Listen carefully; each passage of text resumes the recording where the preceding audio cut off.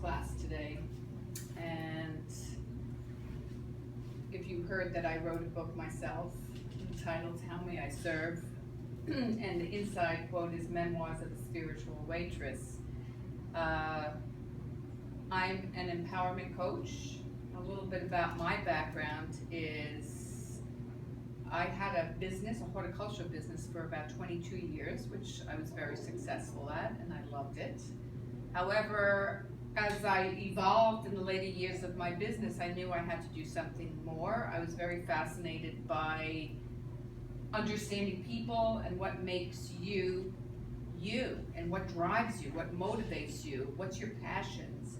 And the laws of nature works for us in our lives just like it does in the natural world. And I started to correlate those two things. I went back to school for naturopathy, natural health, because I've always believed in the natural methods of healing. And through that, I understood that any modality you choose to heal your life in any which way, whether it's a physical ailment or a mental ailment, you've got to change your mindset. It all starts with who we are and our mind. And do you know the difference between your brain and your mind? Does anybody know the difference? Can you think of what that might be? No? The brain and the mind. You think they're the same thing? What do you think the difference might be? Don't know? Just a guess? No? Anybody? No? The mind is what you think, and the brain is what is real. Sort of, in a way that's correct. The brain's is the circuitry system. It's where the neurons, the axons, the dendrites. It's like the mechanical part, the organ. The mind is activity. It's in every cell of your being. So when you have a gut feeling that you really actually feel from your gut, that's your mind. That's the activity of the brain, the circuitry system. And I was really fascinated by all of this. Hi, pal. Marvin, meet Monica. Hey Marvin, how you doing? So I got interested in that. My background was I had a lot of challenges growing up.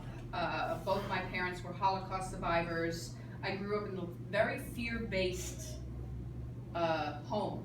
Both my parents, my father changed his name because of how he was persecuted. He didn't want us to be persecuted. And I had a lot of insecurities, a lot of fears growing up, which that's what I wanted to change in me. And the change in me was profound.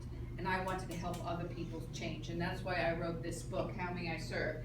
And it's a memoir of my life so far and what I overcame to be who I am. And it's never too late to be the best version of yourself. And you guys are young. I mean, what you can do in your life can be absolutely amazing. Absolutely amazing. The potential you have within yourself to do anything that you can possibly imagine is endless. You just have to believe it and achieve it. But you have to conceive it first. That's why reading is so important, because it helps you use your imagination, stimulates the part of the brain that fires thoughts. And thoughts that wire together, fire together. And if you want to change your thoughts, you're going to have to reinvent yourself. And how do you do that? Reading is a great tool to just go into that field of imagination, go into someone's world and find out what's going on. You know, we're so conditioned to live in a world of five senses. The outside world, we say, he made me do that. She triggered that in me. It was my mother's fault. It was this, it was that. It's the environment. We see, we hear, we feel, we taste, we touch. These five senses are a blessing and a curse, because we feel our world is just dictated through our five senses. But there's a whole nother world inside of our mind, inside of our brain, that we can get in touch with. And what makes you, all individual, is so unique. You are a divine being. Do you know that? There's divinity within you. There really is. When you tap into that. Ever hear of quantum mechanics? Anybody hear of quantum mechanics? It's a new way of science. You heard of Isaac Newton, Newtonian? And we're still living on that Newtonian principle, which is definitely important because that's how we get from point A to point B. Apple falls from a tree, gravity, we know that if you fall off a building, you're gonna get very hurt or die, we know that. But there's also another field, and we use Newtonian science really in medicine. That's what we have cancer treatments for. We're still using that old model. But there's a new model of science, and that's going into the quantum field. And that's saying that an atom can be a particle or a wave. Did you ever hear that theory? A particle or a wave? That's a quantum field. This is a particle. We've actually created matter here. Matter is a particle. This is matter right here. But if you go into the subatomic field, matter is nothing but 99.9999% energy and information. That's all it is. That's all everything is. This is energy and information. It's a solid thing, but it's energy and information. And when we go into that quantum field through lowering our vibrations, like when you go right before you go to sleep or you go into meditation and you calm yourself, you actually go into that field, that wave field, where you can create anything through your thoughts. So the thoughts you're thinking create the matter. You want to change your reality, you got to change what's going on inside of you. And to do that, you calm yourself down, you go into that quantum field where it's a wave of possibilities, then collapses into a particle, into the physical being. And that's how I help empower people to change what's not working in their life as an empowerment coach. And I give a glimpse of that through my book. I'm writing another book explaining a little bit more of that. Since I've become so empowered myself, I really like to share this information with everybody. That you, whoever you are, that you define yourself are, if there's aspects of your life you are not working or you don't like, you can change it. You can change it.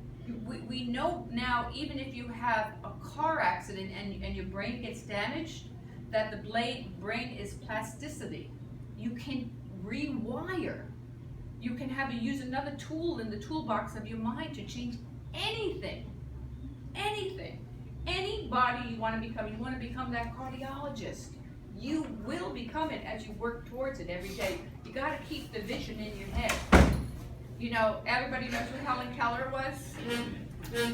They asked Helen Keller once, what's the worst thing about being blind? And she said, being blind is not so bad, but if I didn't have a vision for my life, that would be a catastrophe. You've got to find the vision, and the vision is in here, it's not out there. Everything is created twice. First in here, and then in the physical. Somebody designed these pants. It was in their mind, I want to design this color and that color, and they went to paper and started drawing what they wanted, and it went into physical form. Once this was in my head. This was just in my head. And here it is, it's solid, it's a particle, it's matter. But it first went into the wave of possibility. And that's what we are. So we can create that wave of possibility. Whatever you desire, you can manifest in the physical world. Anything. You might have a lot of obstacles and challenges, I did, and anybody who's great, if you read anybody's autobiography, autobiographies are great books to inspire you. Any book is good. I love autobiographies because I love to see where people came from and what they've overcome, the challenges. If you read anybody's autobiography, they've had major challenges in their life, major challenges in their life, but they overcame them. Those adversities are there to set you free if you know how, if you can go back into that wave of possibility. You find somebody, an advocate, a coach, a mentor, a friend, anybody who's willing to be on your side.